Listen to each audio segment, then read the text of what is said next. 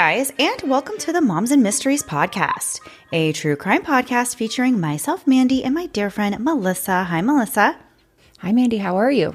I'm great. I want to say something about how I can't believe it's October, but I feel like everyone is already expecting me to say something like that, so I'm really trying not to. So let's talk about something else. Okay. Can I say something? Sure. Can I share something? My daughter's team, they just won the state championship in their division and they get like rings. It's like so official. I'm so excited for them. That's so awesome. Yeah, I know you texted me and told me that, I guess, over the weekend. I feel like I just lose track of days. What day is it even today? I know. It was just this past weekend, so it wasn't that long ago, but it also feels like 7 years ago. Yeah, that's so exciting. And I know, and you have been like the best volleyball mom, like cheering her on for her whole volleyball journey. So like, it's so exciting. I love it so much. It was. And all the parents are so nice. So like, it was exciting to see each of the girls, like how great they all did. And like they played, I don't know. It's just like one of those things that like, when you're developing like core memories, like that will be one for her. And I just loved it. I loved that I got to be there. So that's enough sappiness for me. I know. I feel like we only really get sappy about our kids. Like 100%. That's like the one thing that both of us are like, oh, we just love them so much. I started tearing up at the game. I was like, what's wrong with me? Like, I need to talk to someone. This is a lot, but it was amazing. Yeah. So best weekend ever. Yeah. Congratulations to her and her team. That's amazing.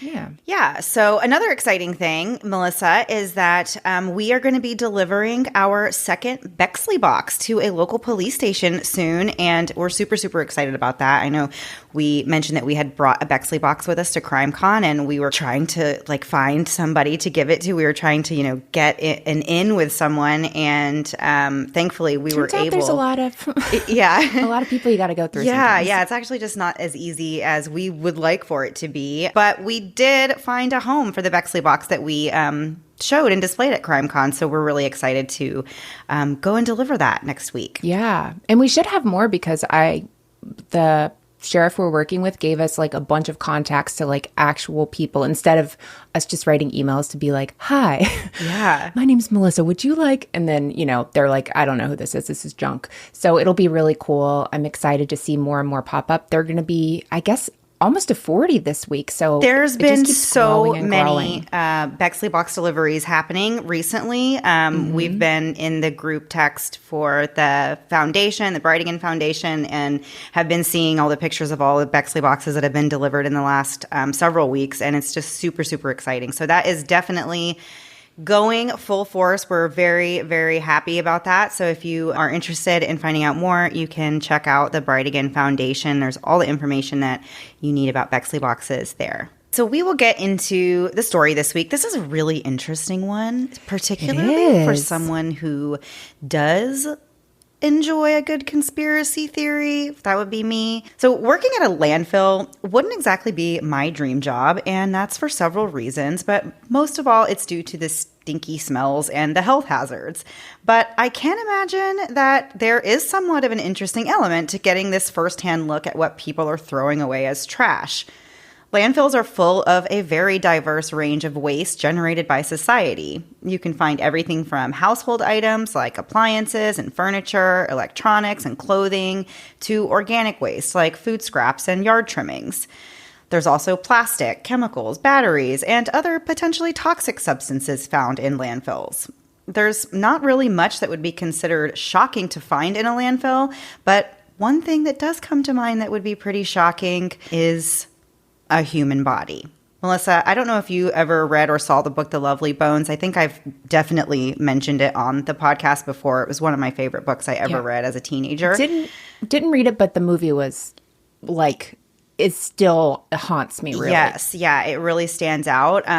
I read it in, I think, like 9th grade, but the topics in the book really are dark and intense. And like now looking back as an adult, I was like, that was kind of heavy reading for a 14 or a 15-year-old, right? Especially considering like the content of the story. So if you haven't read the book, A little spoiler alert, it's an older book, so I feel like that's okay. It's about a girl who was murdered by her neighbor, and he put her body inside of a safe and dumped it into a sinkhole where people paid the property owner to dump things like appliances and furniture.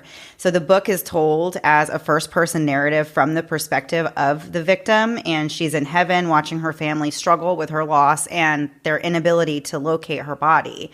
So ever since I read that book, I realized that landfills and sinkholes probably are actually used for nefarious purposes more than I had previously considered. I've definitely seen this concept in movies and TV shows where they find bodies at landfills, but I had never heard of it actually happening in real life until the story we're talking about this week.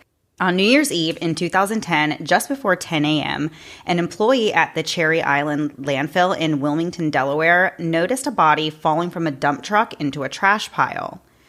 The employee promptly contacted the police, who identified the deceased man as 66-year-old Jack Wheeler. It was obvious that Jack had been murdered, but it appeared that his body had not been in the dumpster for very long. Police waited until January 2nd, 2011, before they notified Jack's family of his death. They launched an investigation to determine where Jack's body had initially been disposed of. They traced the route of the dump truck and revealed that Jack had been left in a commercial trash bin on the east side of Newark at one of 10 possible locations. The truck that he was found on had started collecting trash from these bins at 4:20 a.m. that morning. And based on Jack's location inside the truck, it was theorized that he had been in one of the bins that was collected earlier in the route. As investigators began digging more into who Jack was and why he was killed, they learned that Jack himself was far from being an ordinary man. He was a man with quite a resume and an impressive list of accomplishments. John Parsons Wheeler III, known as Jack Wheeler, was born on December 14, 1944, to parents John P. Wheeler II and Janet. He was the oldest of his 3 siblings. His father, who was referred to as Big Jack, was a decorated Army colonel.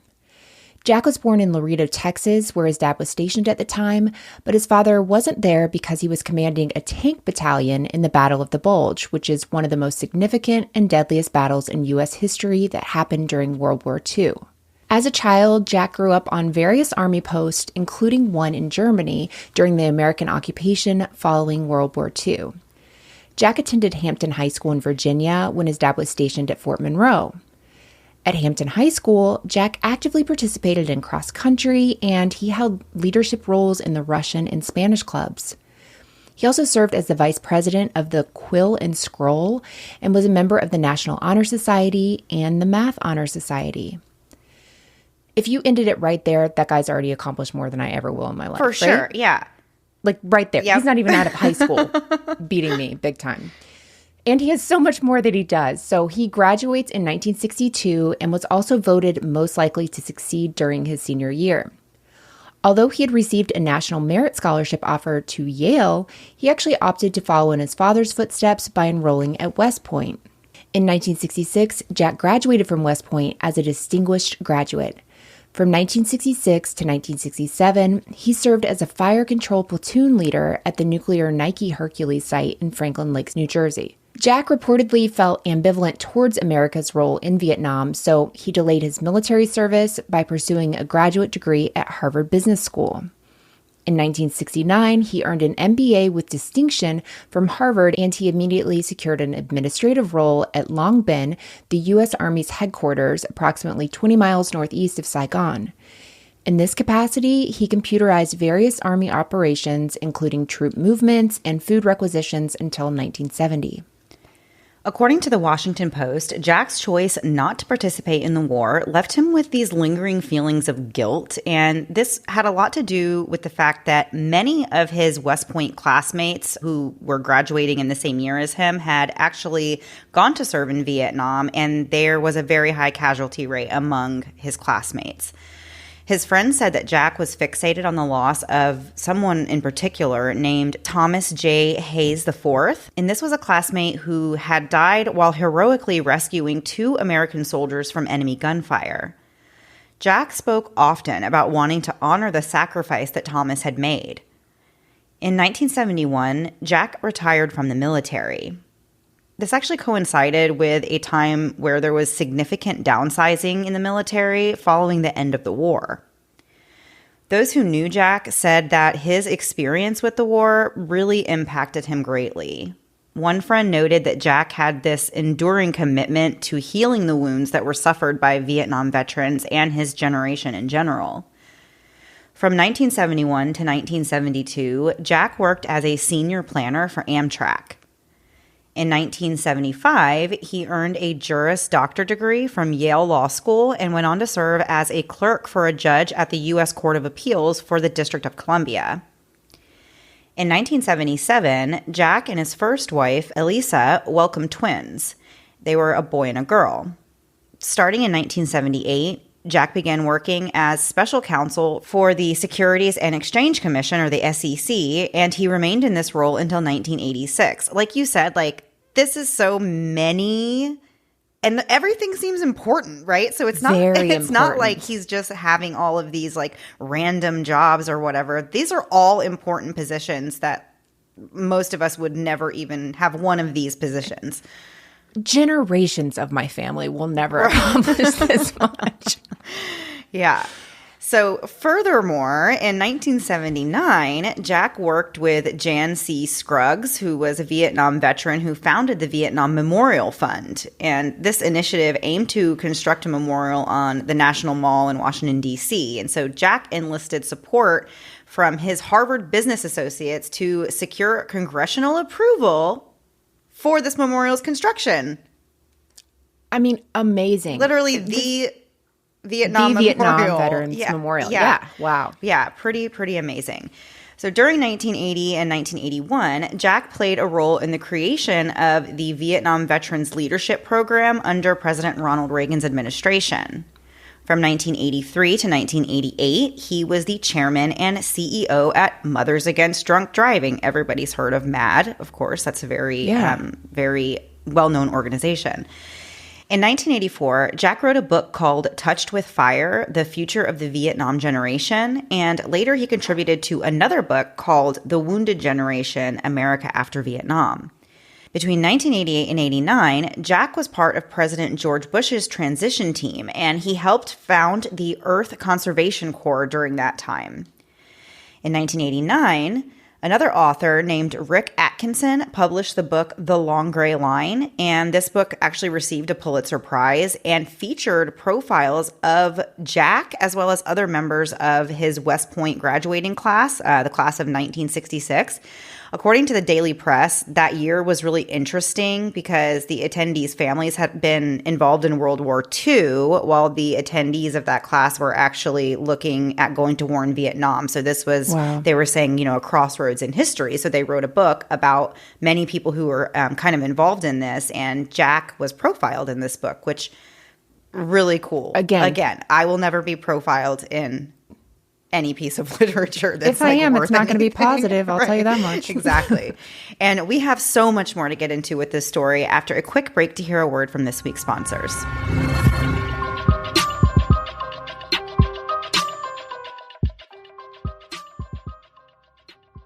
When I was a kid, I remember really wanting a second dog, and my mom said, when you get older, you can get a second dog, but dogs are really expensive. My 10-year-old brain thought she was being dramatic, but as an adult, I can see she was totally right.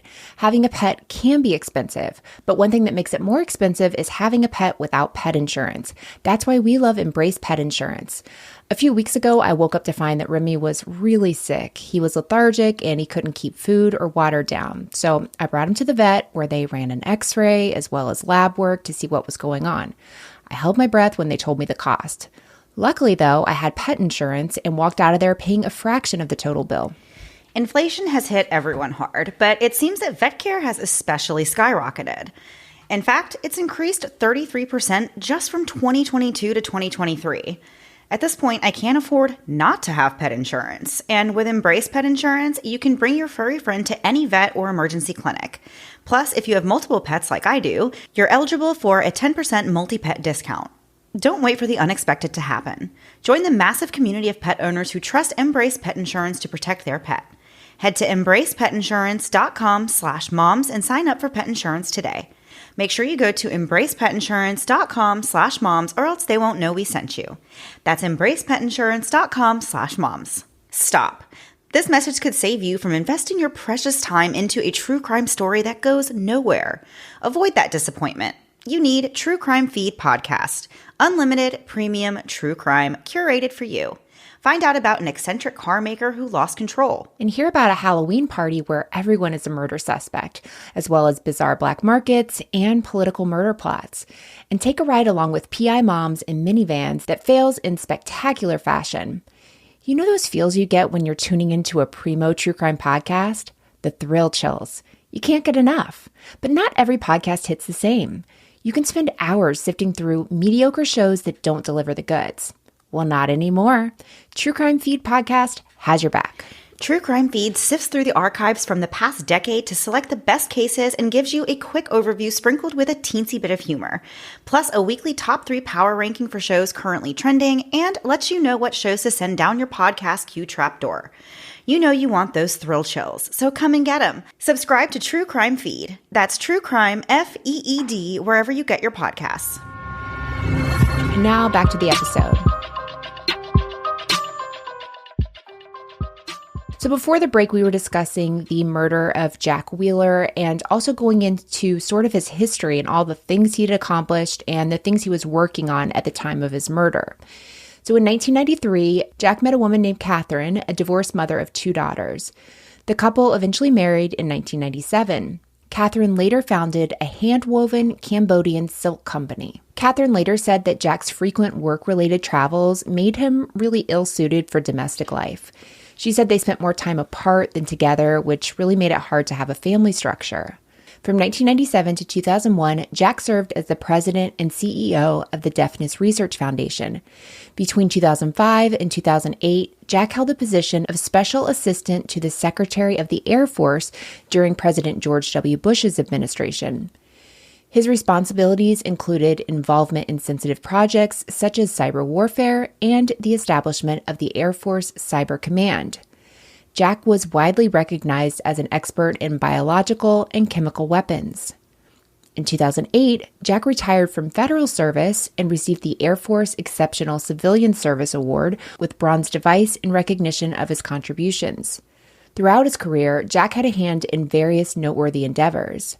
He served as the founding CEO of the Vietnam Children's Fund, which contributed to the construction of 51 schools in Vietnam. He played a crucial role in guiding Macy's through a bankruptcy process by serving as special counsel to the chairman.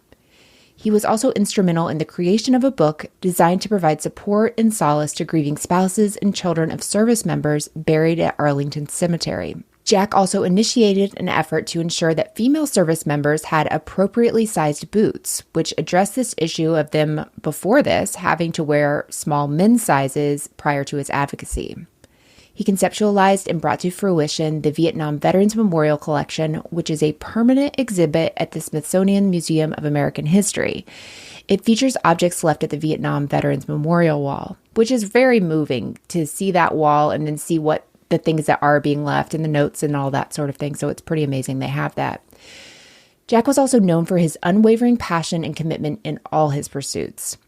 Retired Army General and former Democratic presidential candidate Wesley Clark spoke really highly of Jack, giving praise to his ability to bring people together, his good nature, strong convictions, and the high regard in which he was held by others. So Jack's life really seems like something you would only see in a Hollywood action thriller. He was just one of those people who seemed very important and someone who was destined to leave their mark in history. Investigators had a lot to figure out when it came to understanding how his body ended up in the back of a dump truck to be disposed of at a landfill. In the process of tracing his last steps, police figured out that Jack had recently attempted to get a restraining order against a couple with the last name Marini, but it was unclear exactly what that was all about. They did see that the judge in that case had denied the protective order, though. The backstory that would later come out was that in 2009, Jack and Catherine initiated legal proceedings to stop the construction of a new house that was planned to be 2.5 stories high, and it was going to be built across the street from their own home. The builders of this new house were this couple, the Marinis. So Jack and Catherine were objecting based on this claim that the new home they wanted to build would exceed the height of the neighboring houses, and that would potentially obstruct their view of Battery Park and the Delaware River. So obviously the people who already have homes there, you can see like how this kind of thing happens. They're like, yeah, we don't want you to build a 2-story house right in front of the river when that's like the view that we like, and that's why we chose our house, exactly, or whatever. So it was kind of just like one of those things. Furthermore, the property that the new house was supposed to be built on also had some historical significance. It had served as a defensive battery site during the colonial and revolutionary eras. So, Jack and Catherine also had a little bit of kind of vested interest in protecting that specific property. At this time, Jack and Catherine were actually splitting their time between Manhattan, New York, and Newcastle, Delaware, which is about 7 miles away from Wilmington. They were established residents and registered to vote there in Delaware. When living in Delaware, they stayed in their home, which was a prominent 3-story house in this historic district. Although another neighbor described Jack as being really humble and just wonderful, he said he was actually deeply committed to this legal battle concerning the Marini house. He was all in. He really did not want them to be able to put up this house there. He actually mobilized 82 fellow residents in the area to sign a petition opposing the construction, and they even established like a neighborhood community group that they called Save Battery Park in an effort to prevent this house from going up.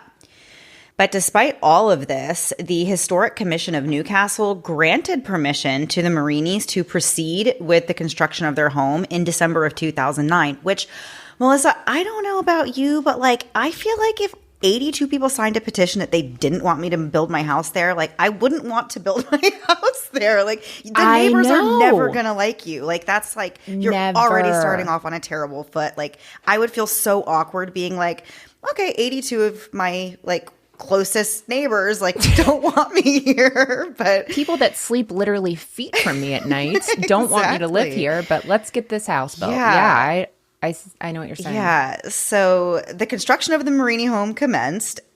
That was their right to do that. But Jack and Catherine's legal dispute with the Marinis persisted in Delaware court, and this lawsuit gained significant public attention, and it was just very contentious. As I said, you can kind of imagine how it would be this like talk of the town, right? That they're like, they're being sued and they're kind of battling it out. But like at the end of the day, they're going to be living across the street from each other. So it's a little like, if you need a cup of sugar, who are you going to? Not them. So by December 2010, Jack and Catherine were still dividing their time between residences in New York and Delaware. At this time, Jack took on a consulting role with a nonprofit defense company based in Washington, D.C., which specialized in the development of technologies for the Department of Defense. Jack's daily commute to work involved taking the Amtrak train. Additionally, Jack was actively involved in efforts to reinstate ROTC programs at prestigious Ivy League schools such as Harvard and Stanford. During the Christmas holiday season, Jack and Catherine spent their time at their property in Manhattan. On December 28th, Jack abruptly left his home in New York and traveled to Washington, D.C. He told his wife, Catherine, that he had to spend a few days working and said he'd be staying in downtown Washington. But Catherine was not happy about this. She would rather Jack stay home for the holidays, but Jack insisted that he had to go. Everything seemed completely fine with Jack otherwise. The couple continued their argument through text and emails throughout the day, but then Jack went quiet after the morning of December 29th. Catherine's attempts to reach Jack through calls and text messages were unsuccessful, and his phone consistently went to voicemail for the next couple of days, which she said later only made her more and more mad. And I get that feeling. Sure. I feel the same way. Yeah. So on New Year's Eve, Catherine and Jack had plans to attend a cousin's wedding, but since she was unable to contact Jack, Catherine attended the wedding alone. She had no idea that her husband had been discovered deceased earlier that same day. On New Year's Eve at approximately 10 a.m., Jack Wheeler's body was discovered in the Cherry Island landfill in Wilmington, Delaware. He had been murdered and had not been in the dumpster for very long. Although the police identified him quickly because his ID was still on his body, they didn't notify Jack's family of his death until January 2nd. The investigation revealed that Jack's body had been placed in a commercial trash bin on the east side of Newark during the early morning trash pickup route, which started at 4:20 that morning. The police began their investigation by trying to trace Jack's recent activities. They found out that 2 weeks earlier, on December 13th, a Delaware judge had denied Jack's request for a temporary restraining order against the Marinis. As we mentioned earlier, on the morning of December 28th, Jack abruptly left New York for Washington, D.C. Police learned that on that afternoon, Jack emailed his attorney, and the contents of the email were normal and showed no signs of distress. At 5 p.m., Jack posted on a message board for West Point's class of 66, again displaying completely normal behavior. At 7:30 p.m., Jack returned to Wilmington by the Amtrak, where he summoned taxis in Wilmington about 1 hour apart. So he got one taxi and then an hour later called another taxi. Right. But it's unclear where he actually settled in and went to bed that night. At 11:30 p.m., a neighbor of Jack and Catherine witnessed someone matching Jack's description that was wearing a hat, dark pants, and a gray sweatshirt, throwing a burning object into the Marini home. The neighbor said that the person then calmly left and just walked across the park. So the neighbor called 911 to report this. When firefighters arrived, they discovered that several smoke bombs, the kind that are typically used for rodent control, had been thrown inside the Marini residence, and this caused scorching damage to the unfinished floors. Notably, Jack's phone was found inside of the Marini home. Throughout that day, Jack attempted to make up with Catherine, who, as we said, was angry that he left for work even though it was the holidays, and he also sent emails to his daughter and stepdaughters. On the morning of December 29th, Jack sent his family an email in which he seemed totally normal and fine. He got into a cab in Wilmington at 8:45 a.m.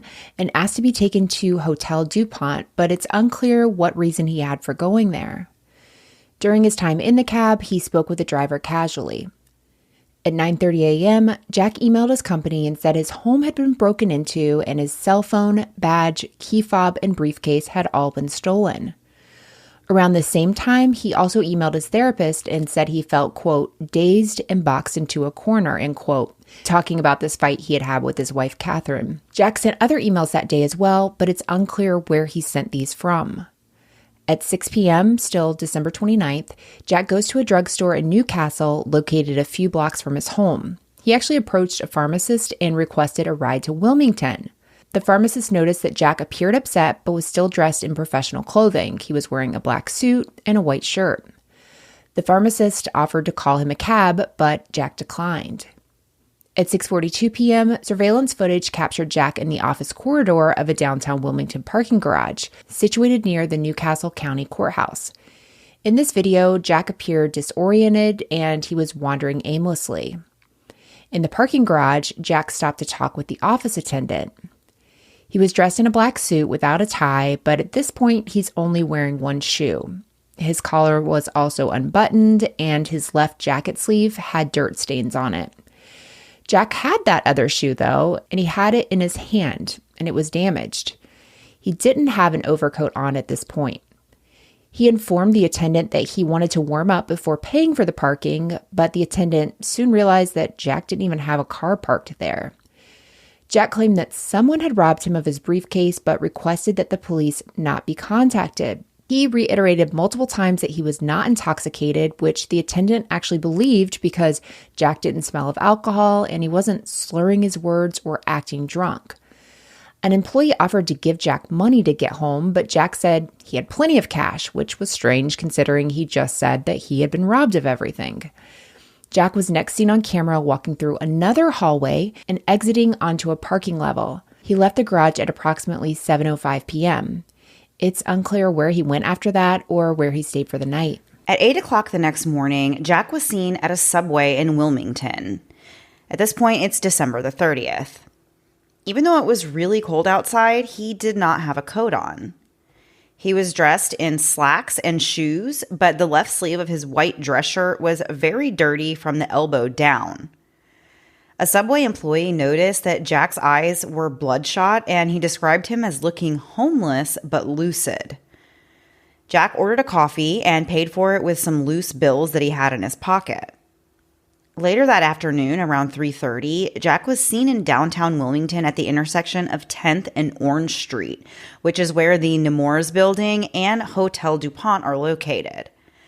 This is also about 6 blocks from Jack's attorney's office and about a mile from the Amtrak station that he frequently used.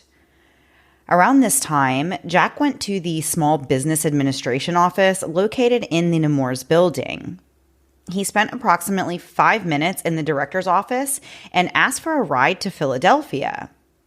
At one point, he approached another employee and identified himself as a fellow federal employee, but when he was asked about the specific agency he worked for, Jack didn't give an answer and instead just left the office. His wife, Catherine, later mentioned that she was unsure why Jack would have wanted to travel to Philadelphia in the first place, but she suggested that it could have been so that he could ultimately make his way to New York City because, as we said before, they had these plans to meet there to go to this wedding in Boston, and that's the one that Catherine ended up actually going to by herself. At 8:30 p.m. on December 30th, Jack was captured on surveillance footage in the Nemours Building again, and this time he was displaying signs of confusion. He asked to speak with a managing partner at a law firm, but he left before anybody could meet with him. During this encounter, he also asked for money for a train fare. At this point, Jack was now also dressed in different clothing. He had a different suit on than the one he was seen in before. And this really was confusing to law enforcement because they didn't have any idea where he could have changed clothes or where these new clothes came from. Right. Additionally, he wore a dark zip-up hooded sweatshirt with the hood raised, which is something Jack's family said they had literally never seen him wear before. Multiple people approached Jack to ask if he needed help or to offer him assistance, but he declined each time. Eventually, Jack left the Nemours Building and he proceeded to walk through the Hotel DuPont valet parking area and was seen continuing walking in a southeast direction. At 8:42 p.m., the last recorded sighting of Jack showed him walking in the direction of the east side, an area that was reported by the News Journal to be a low-income neighborhood with a reputation for crime. The surveillance footage marked the final known visual contact with Jack, and no further sightings of him were reported before his body was found the next morning. During that same day, which again was December 30th, a neighbor who was responsible for watching over the Wheeler residence during the Christmas holiday made a discovery. Several rooms within Jack and Catherine's house were found in a state of disarray, with overturned chairs, a large plant that was tipped over, broken plates in the kitchen sink, and Comet cleaner spread across the floor. Jack's U.S. Military Academy sword was also found on the floor. The neighbor also found an unlocked door and an open upstairs window. Since nothing appeared to be missing, the neighbor thought maybe Jack or Catherine had come home and made this mess. They attempted to contact Jack, but they received no response, which was unusual as Jack was known to always answer his phone. Early the next day on December 31st, the neighbor called Catherine since Jack hadn't gotten back with them. Catherine said she was at a wedding in Boston and mentioned that Jack was supposed to be with her, but he never arrived and she hadn't been able to get in touch with him either. Little did Catherine know, Jack's body would be discovered hours later in the landfill about 14 miles from the Nemours Building. The police searched the Wheelers' Newcastle home due to the possible break-in that Jack mentioned, but they found nothing missing. Valuables such as the TV, the stereo, and Catherine's art collection were all left untouched. They did discover the book The Long Gray Line on the kitchen counter.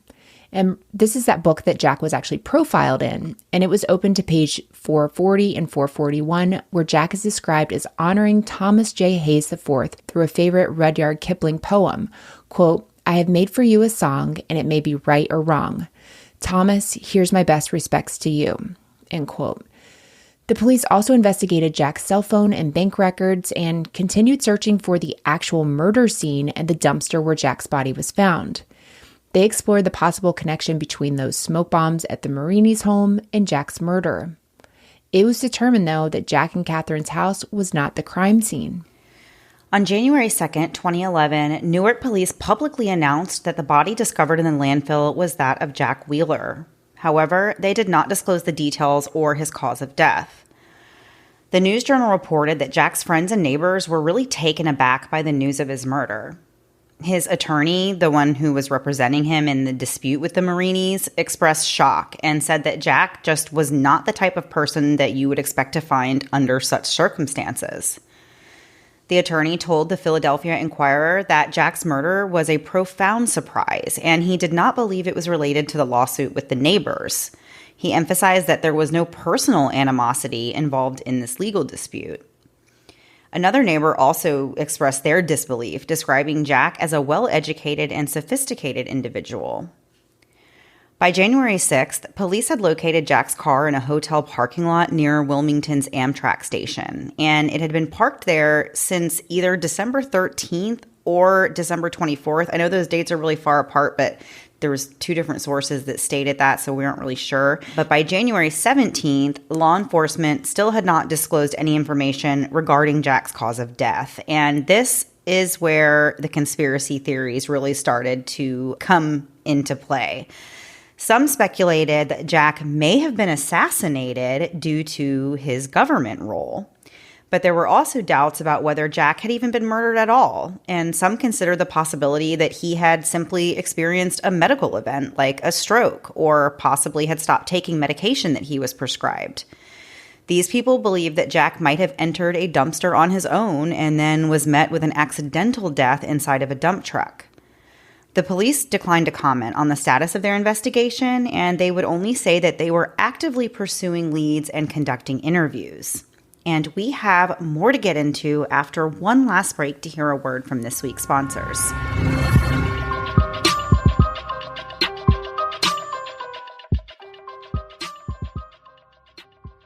Today's sponsor, Nutrisense.com, uses a CGM, which is a small device that provides real-time feedback on how your body responds to the foods that you're eating, your exercise, stress, and even your sleep. I'm a real seeing is believing type of gal. You can tell me all day long that eating certain foods will make me feel crummy, and still I'll wake up and eat a piece of cake for breakfast. And I'll still manage to say, I don't get why I'm so sluggish this morning. This is weird. It's actually not weird. It's science. But with Nutrisense, I can track my glucose trends, and thanks to Jillian, my nutritionist, Nutrisense will use that information to create a personalized plan to help keep me accountable. My goal with Nutrisense is to have more energy, and it's been amazing. And just 2 weeks in, I'm already making big strides. Nutrisense opened my eyes to what I was really doing to my body without even realizing it. I was flabbergasted when I saw my glucose levels skyrocket after eating a bowl of cereal one night, which to me was such a benign nighttime snack. I had no idea I'd see that kind of jump, but it explained why I was feeling so crappy at night. Again, seeing is believing for me, so being able to see the correlation between the two was really eye-opening for me. And with that information, I've changed my nighttime snack to a banana and yogurt, which keeps my glucose levels at a much better level, and now I'm feeling much better as I'm headed off to sleep.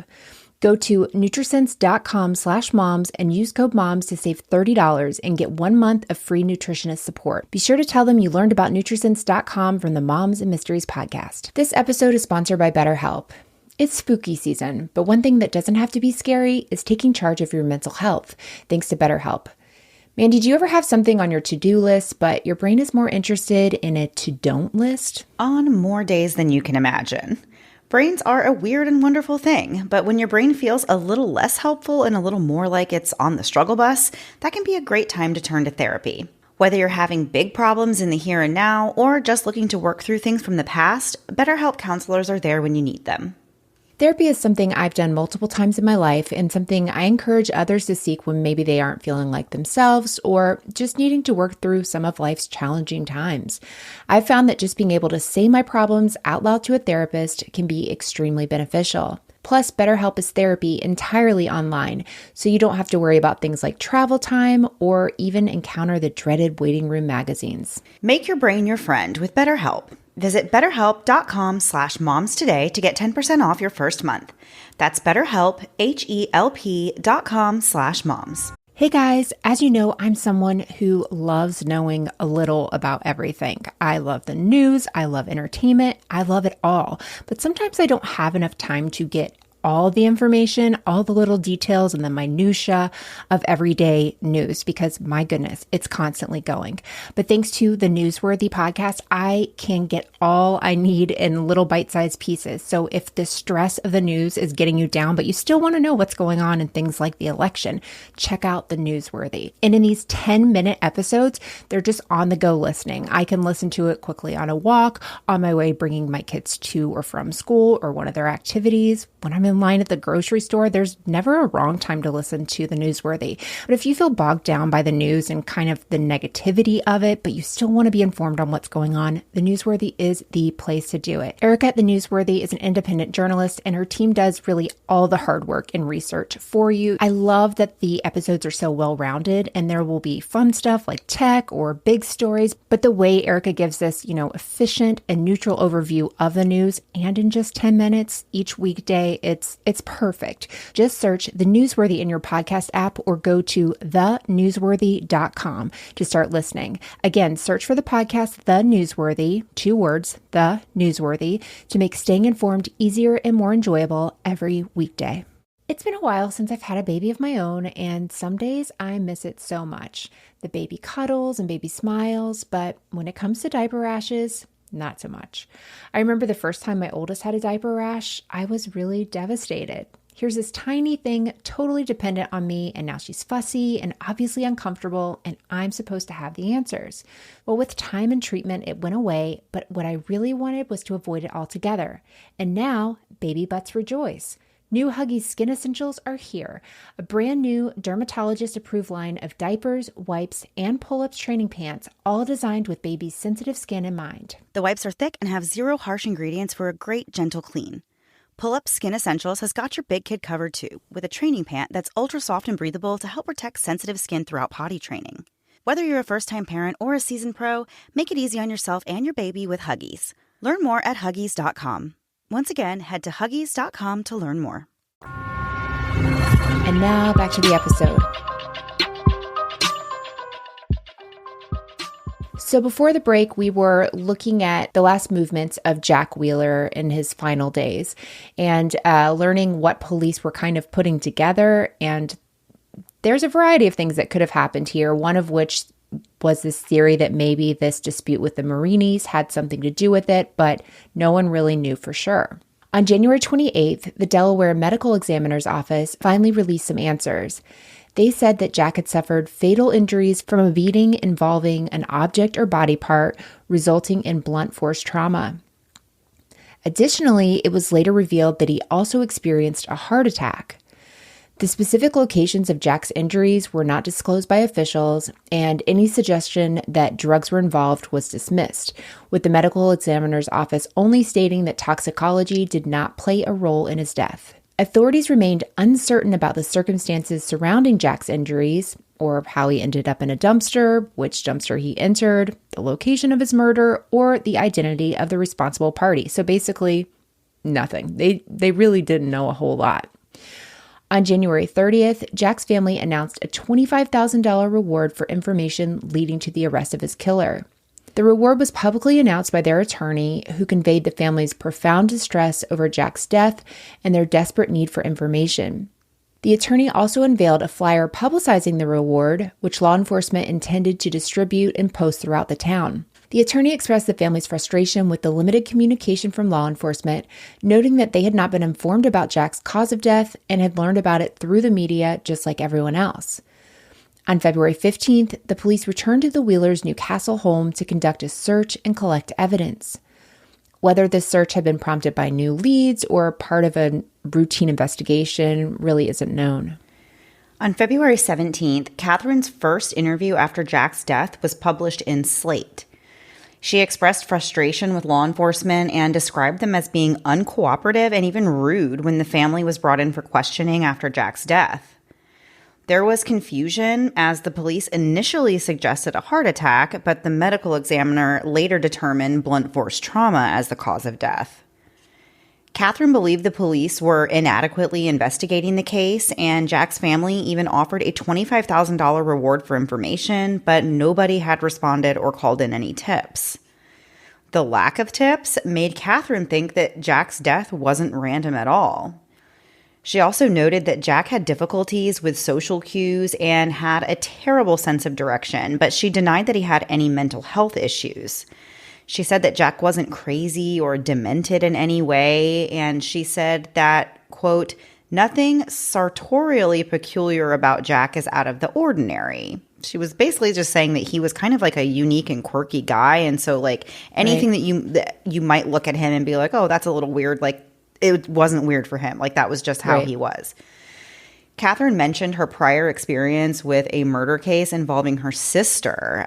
She had actually sadly been through a situation before involving somebody she loved being murdered, and she was emphasizing the long-lasting impact that these types of tragedies can have.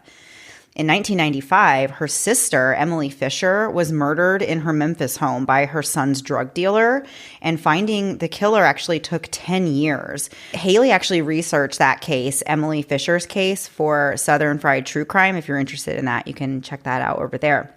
Jack's funeral was held on April 29th. He was interred at the Columbarium in Arlington National Cemetery with full military honors. At that time, the police investigation had not yet identified a crime scene or a motive, and they even remained uncertain about the specific dumpster where Jack's body had been left. The Newark police were now in charge of the investigation with assistance from the FBI and Wilmington police. In May, Catherine and her son, John P. Wheeler IV, participated in their first major news media interviews with USA Today and the News Journal of Wilmington. During the interview, Catherine spoke about the numerous unanswered questions surrounding Jack's death. She, along with others, pondered whether his career might have been linked to the incident and said she really just wants to know what happened to her husband. Catherine outlined the two prevailing theories regarding Jack's death. They were robbery and a targeted attack.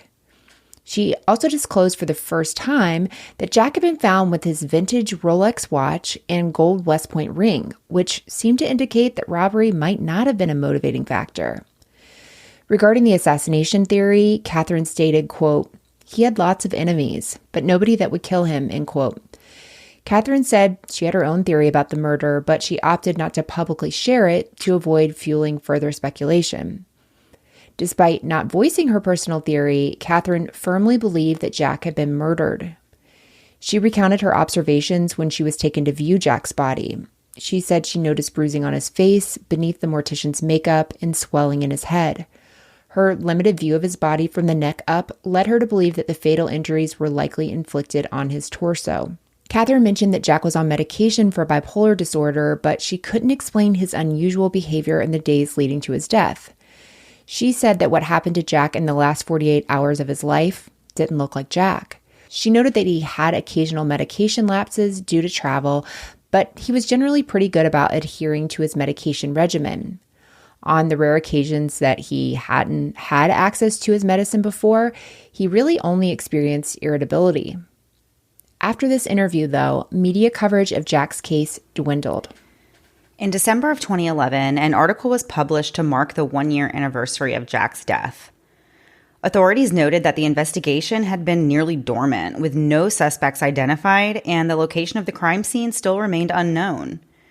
They said they lacked new information, but they remained hopeful that somebody would come forward and provide valuable leads. After this, media reports about the case pretty much became non-existent. In 2017, the Washington Post released an article about Jack, but this wasn't like other articles that were highlighting his many achievements. This article was about something different, and it actually named Jack as the prime suspect in the attempted arson of the Marini's home involving those smoke bombs, which at this point has happened like years ago. Right. So in response, Catherine, put emphasis on the fact that there were still no answers regarding Jack's fate. And, she announced at this point that she was increasing the reward for information to $50,000. The article explored various theories about Jack's disappearance. Although some didn't believe Jack was murdered at all, Newark authorities said that the autopsy findings strongly indicated that it was a homicide. So regarding the theory that Jack was assaulted after inadvertently entering a dangerous neighborhood, the police pointed out that robbers who rely on physical force typically leave their victims at the scene. Additionally, while the police did not disclose whether Jack still had his wallet, credit cards, or money, they did acknowledge that some items that would typically be taken by a mugger, such as his West Point class ring and his Rolex watch, those were left behind. And as a side note, back in 2011, it was reported that Jack was identified by his ID, which was still on his body. So that kind of suggests that he may have had his wallet on him at the time, right, although the police haven't said one way or the other. Based on these considerations, Catherine believed that Jack had been specifically targeted for murder. She admitted to the Washington Post that her belief was that Jack was experiencing a bipolar episode at the time of his death. She also said that she suspected Jack of being the person who had thrown the smoke bombs into the Marini home. According to Catherine, Jack kept similar smoke bombs on hand for garden pests, and receipts showed that he had purchased black clothing and a full-face ski mask. She recalled that before his death, Jack had actually mentioned a plan to set fire to the Marini home and then walk along the river path and take an indirect route to Wilmington. She was skeptical about his intentions, and she told him she thought this idea was crazy, and she later told the Post that she didn't really think he would do it. She said, especially after that conversation they had, if he was going to do it, she thought he didn't want her to know that he was planning on doing it. Right. So according to the Washington Post, Catherine raised suspicion of computer hacking being possibly connected to Jack's murder. She explained that in the weeks and months leading up to his death, Jack had expressed an intention to investigate officials and agencies in Delaware, which he believed were corrupt, particularly in relation to the construction of the Marini house. A friend that Jack had made in the hacker community mentioned that Jack had asked him for guidance. The friend noted, quote, "I found it a bit unusual, but Jack was exceptionally intelligent, so I provided him with a list of recommended readings," end quote. One of Jack's to-do lists, dated December 5th, contained a reference to hacking a target linked to the construction dispute. Catherine pondered the possibility that Jack may have been caught, either during the arson attempt or while engaging in hacking activities. She said, quote, "I think he might have pissed someone off, and I think his movements reflected that. He was trying to stay out of sight because someone might have been following him," end quote. In October of 2020, an episode about Jack's death was featured on the television show Unsolved Mysteries. As of today, though, Jack's murder remains unsolved. Anyone with information is encouraged to contact Delaware Crime Stoppers at 1-800-TIP-3333 or visit DelawareCrimeStoppers.com. Wow. Okay, so this story, definitely very interesting. Wouldn't you agree? Yeah. Can't you understand how people would develop conspiracy theories about stories like this? Here's where it starts off for me. Why did they find him, identify him, and wait a few days to tell his family? That doesn't I didn't make a really lick of understand. sense. No, I didn't fully understand what their reasoning was for delaying informing the family. A case that I kept thinking of during this, and even though it's not exactly the same, but I feel like it kind of gives me a little bit of the same feeling, is the Elisa Lam case, and the only reason is because of the reports and videos they're showing unusual behavior leading up to this person being found in an unusual place, dead, and there not being a lot of solid answers about what happened. Right. And I feel in cases like that, of course, that always leads to conspiracy theories and Sure. people wanting to come up with something that explains what could have happened to make it here. make sense. Right, exactly. Yeah. Because this is very strange, and I feel the strange behavior in the days leading up to it is what really makes it a lot more just intriguing. You want to know what really happened in those final hours between, the last time he was seen, at whatever time it was that evening, and then the next morning they found his body. So it's it's just one of those things, we may never know, but it's you do want to know what happened in that time period. Where was he? Right. Who saw him? And especially how did he get into a dumpster? All of that. It's and no one seems to have seen anything or know anything. And there's been footage all along. They've seen him at a million places. So how did he get to this one place and there's nothing showing that, or him having contact with someone? But the idea of him going, trying to stay, hiding or whatever, I understand that, but also it's kind of bizarre to be asking people for money or rides. Right. But at the same time, if you're trying to stay away and you're just trying to stay low key, I guess that would make more sense. So I really don't know. I don't know. It is. I know. And then him having a heart attack, there's just so many things that almost contradict each other. Right. Not that it can't be both and, but it is really like, I'll think about this a lot because I just have no idea. But hopefully, somebody knows something. Yeah. So there is the Delaware Crime Stoppers, which is a great place to contact if you happen to know anything. Somebody knows something. So we'll have that information in our show notes, of course. All right, Melissa, are you ready to turn the page and do last thing before we go for the week?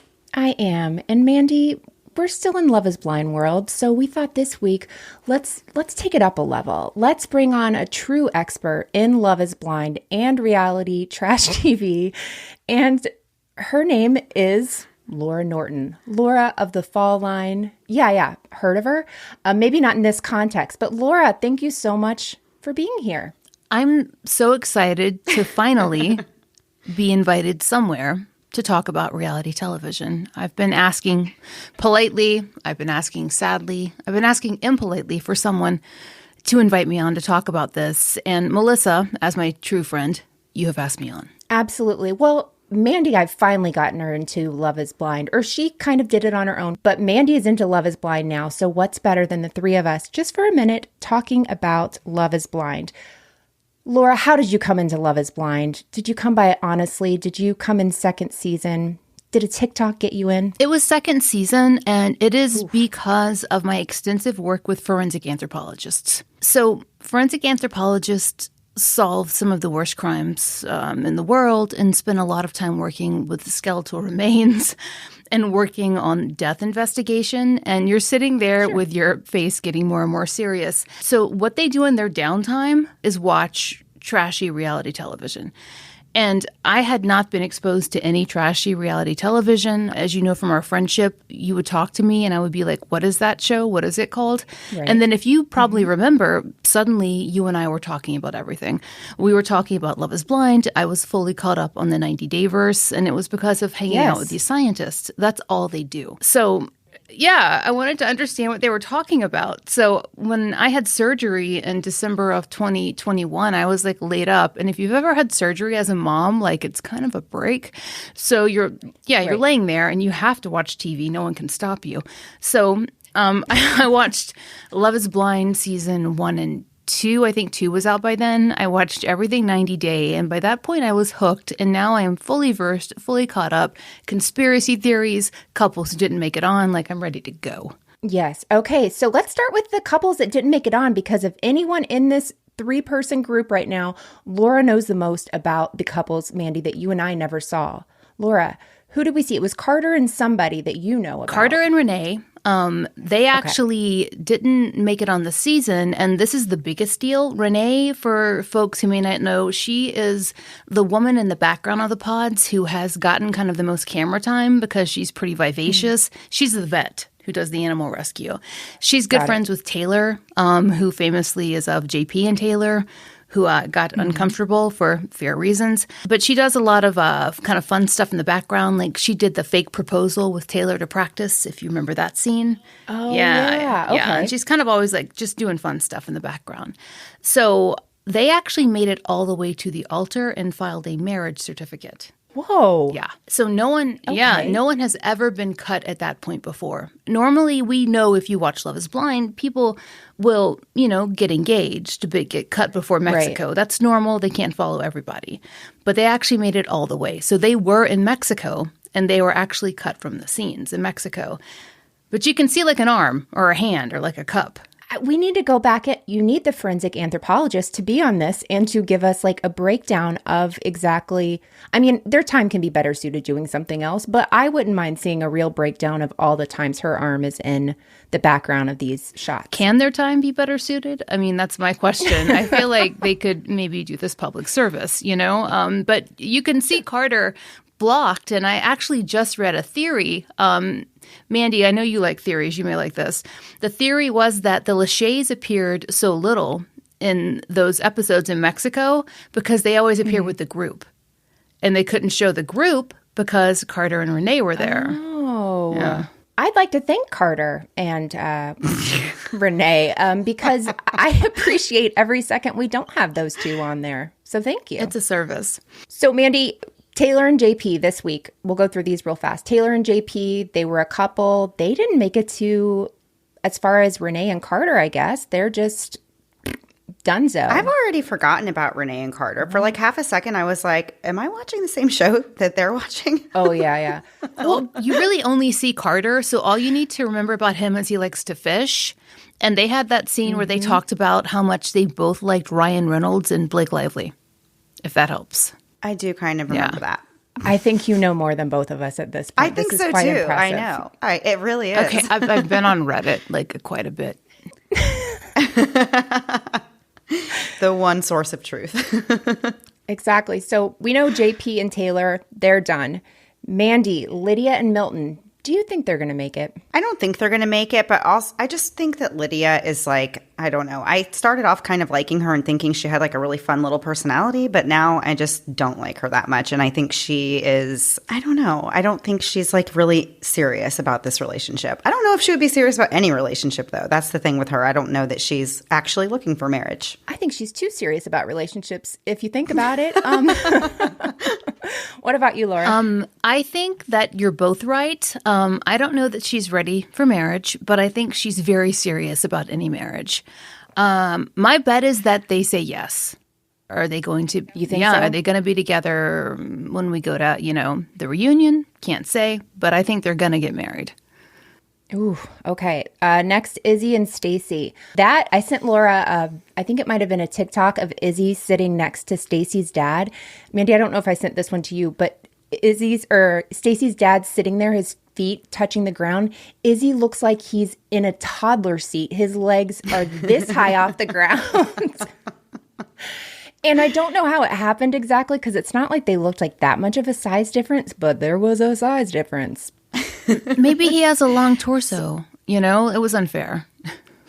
Yeah. If it was a long torso, it was about 4 foot because it was just like dangling little feet. It was like putting your toddler somewhere and, on a couch and taking a cute picture. It was all right. much. All right. No, that's enough. Listen, we're size shaming. It's okay. So what do you think, Mandy? Are they going to make it to the altar?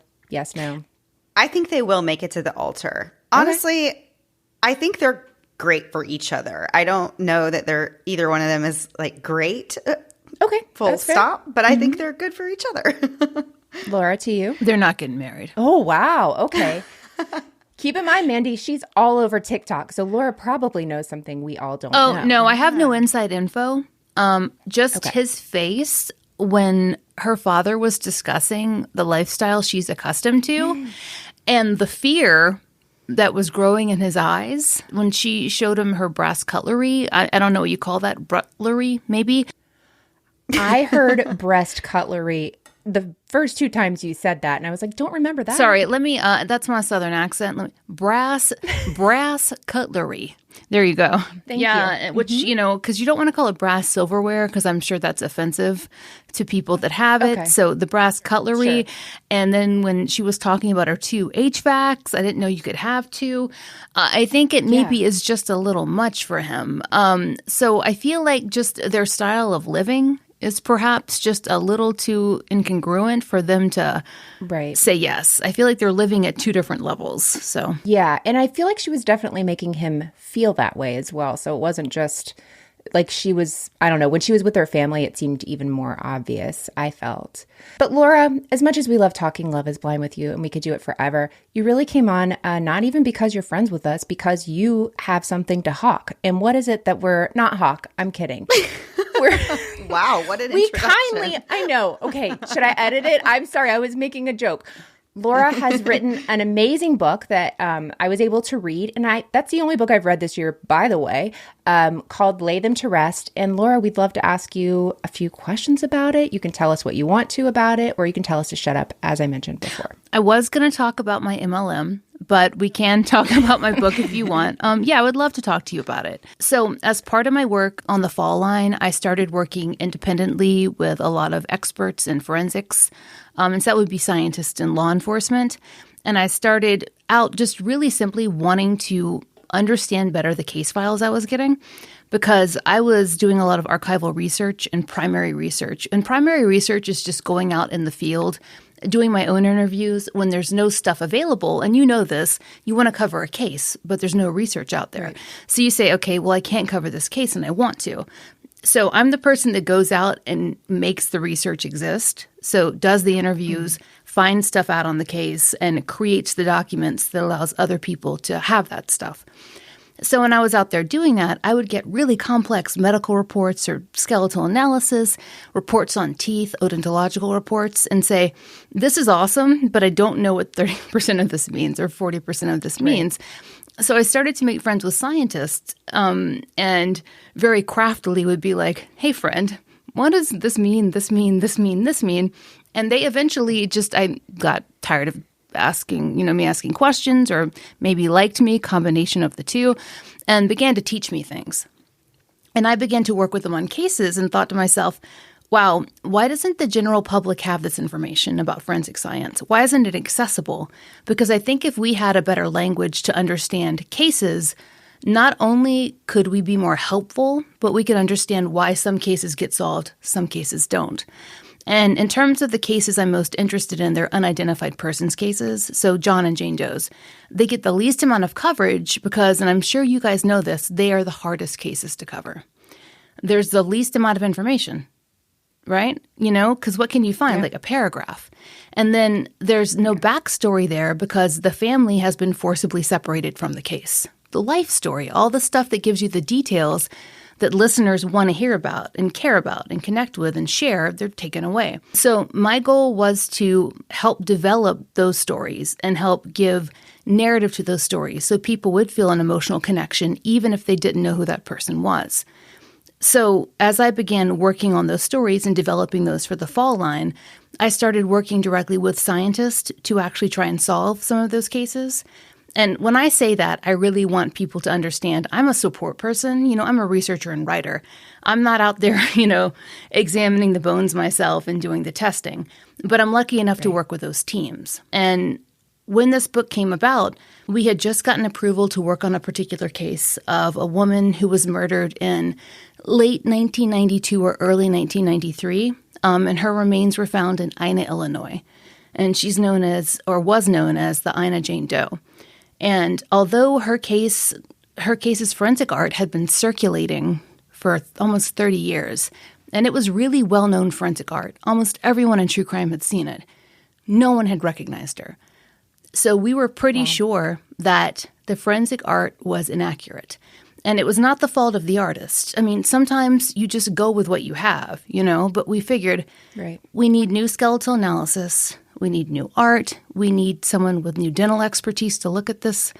We need DNA testing, and we need the kind of DNA testing that you need for investigative genetic genealogy, which is SNP DNA testing. And we need to get really talented genetic genealogists on this, which in this case is Redgrave Research. They are some of the best in the business. And so all of that came together in this book. And the whole point of the book is to both teach people about forensic science and alternate that with the experience of actually being on a case in real time, with the hopes that it will give people both that experience of like the excitement, the stress when you run into roadblocks, also the experience of like what a family goes through, that whole emotional roller coaster, and the education part without it hopefully being dry. I totally agree with that. It's not dry at all. Actually, I found it very easy to read. And as I said, I've read one book this year, so I'm not a big reader in general, but it kept me captivated because you do intertwine what's going on with the case and even what's going on in your life, not like specifics, but I loved hearing like you're looking into research and then your son's asking you a question about Roblox, the next second, because it's very relatable in life in general, right? Like you're concentrating on something, you're working on something, and you have to almost compartmentalize things with your kids. And it was just, I don't know, I really enjoyed that part of it, not just being a fact, and just hearing real life, like going through it and all the highs and the lows of the case and the roadblocks, as you were saying, you hit. So I thought you nailed that. Sorry, I was just thinking Roblox and roadblocks. Yeah, there's both. Oh, whoops. Yeah. But there was a lot of both that interrupted me, like literally and figuratively. Right. See, that should have been your tagline, roadblocks and roadblocks. Yeah. And you could have made $1 million. So, Laura, was there actually a moment when you kind of went from just having an interest in true crime to really researching and actually trying to connect victims, to their identities and to their stories? Yeah, I mean, so my sort of interest in true crime was early in life. I was always bothered by cases that were cold and unsolved. And when I say bothered, like I had this weird itch, this feeling that there was like one puzzle piece missing, and if that piece clicked into place, everything would be solved. Can you find this missing piece? Everything will be okay. And as I got older, I realized that life isn't simple like that. And even if the puzzle piece clicks into place, it's maybe over for some people. It's over for the investigators. It's over for people who worked on the case. It's not over for families. You know what I mean? There's always unanswered questions. That's a maturity thing. And I think as soon as you start actually working on these things, and seeing, I know you guys know this firsthand from working on a nonprofit and working directly with families, but once you actually really get in there and you see how these experiences never end for the people who are involved in them, it became really clear to me that getting involved and trying to help is a process that's ongoing. It never really stops. You know what I mean? My interest in trying to do what I can to help in the cases of the unidentified is simply that those are the cases that are the most underfunded in general. We do see those headlines all the time because, DNA testing is amazing. But there are just so many cases, and some of them can't be solved by DNA. And some of them don't even have remains available. Like I'm working right now on 4 cases where there are literally no remains. So all that's left is what is in the file. And so what can be done? And there's a responsibility you feel there to say, okay, if I have some small skill set, like what can I do to help? So I think that's what happened. That's where that shift came, from viewing things as a mystery where if you can just find that piece, you can solve it, to the responsibility to want to lend the skills that you have to just try and help, because there's just this huge never-ending pile of things and they need so much help. Oh, this is an important question. Laura, you said that having trash TV on in the background is very helpful in the book.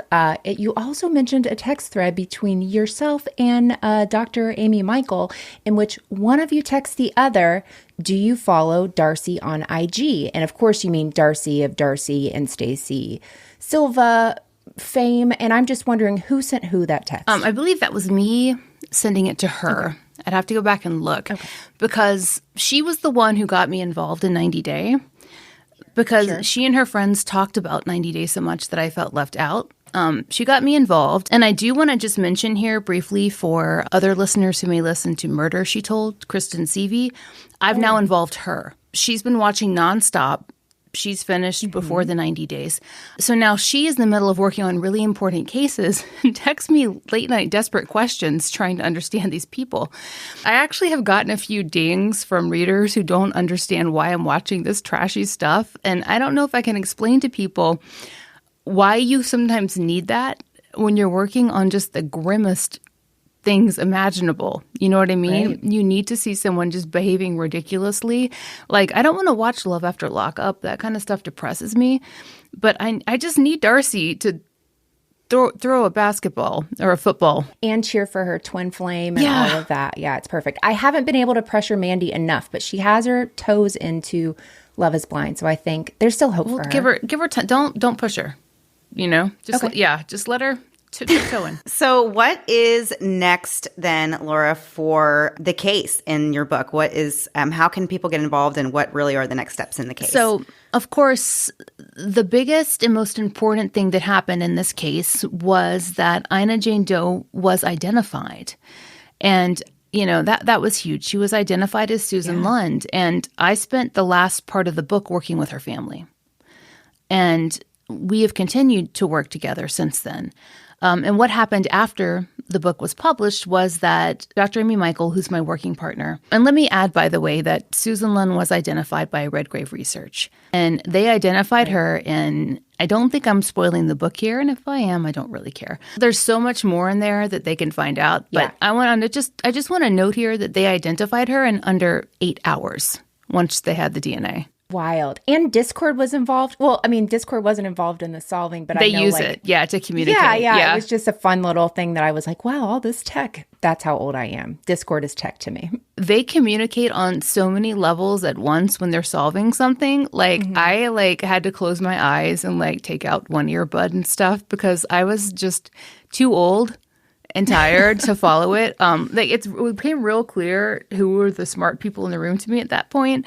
And I'm not a slouch, but it wasn't me, So, but Redgrave Research solved the case once they had all the information they needed in under 8 hours. They had identified her.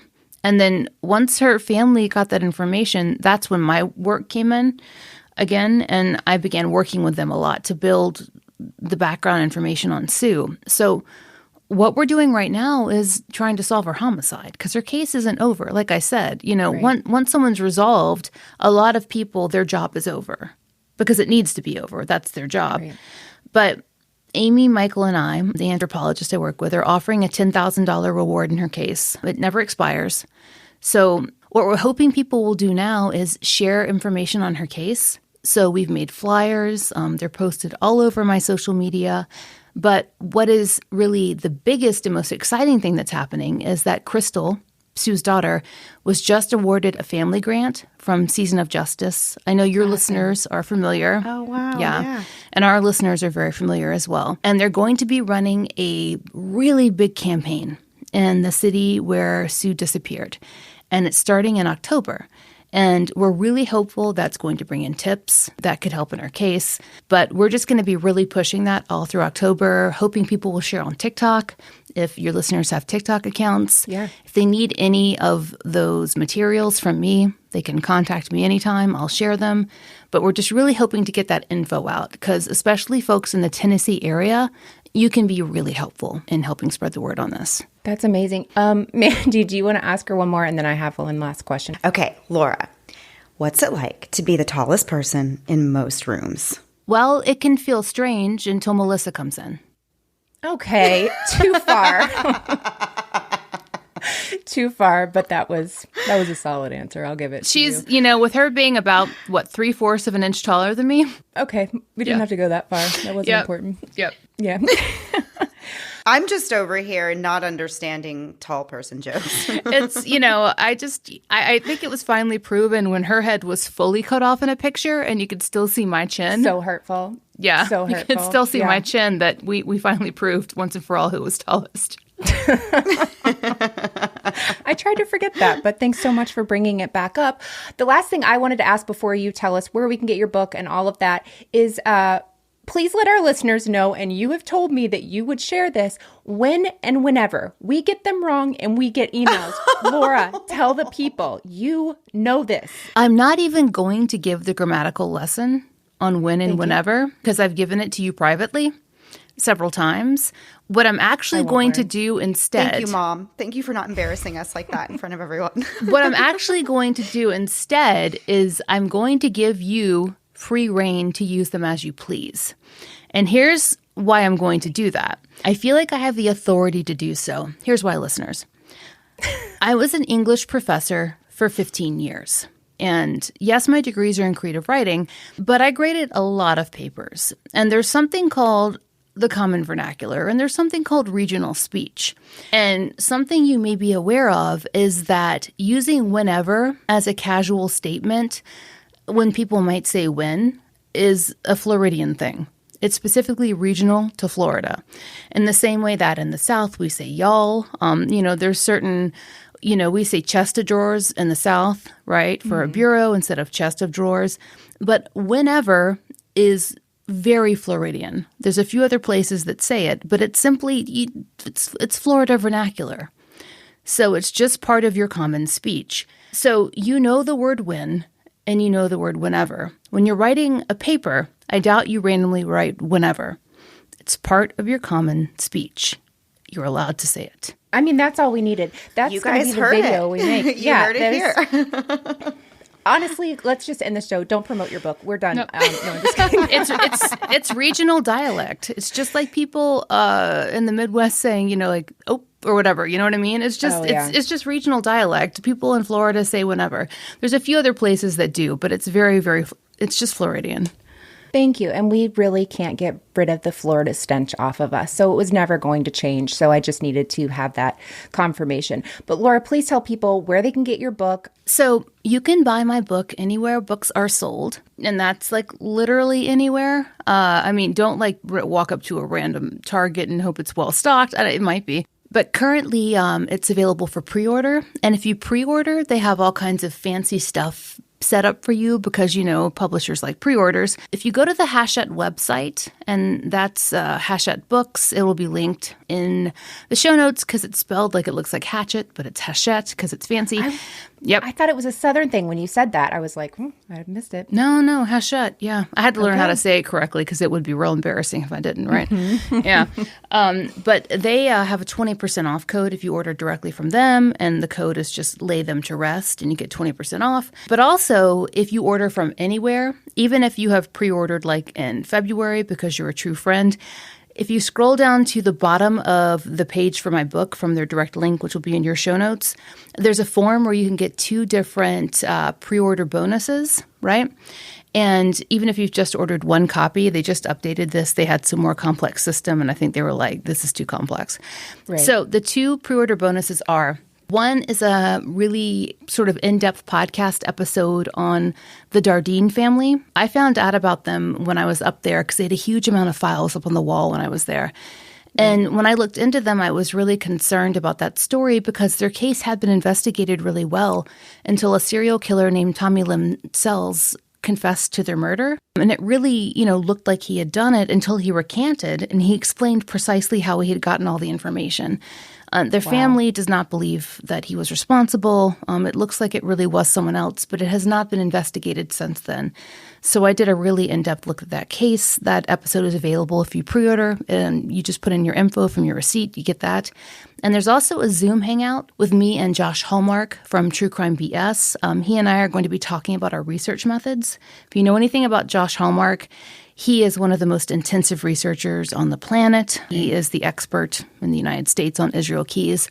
But we're going to be talking about how we use databases to try and identify people. So you get that as well with one purchase. Yeah. You just enter your info, and magically you're in. And as long as you order before midnight on the 17th, you get those pre-orders, and the code is good through the 17th. Amazing. Awesome. Well, I'm so excited, and I really, our listeners will absolutely love this book. We were talking to people about it at CrimeCon, and people were super into it.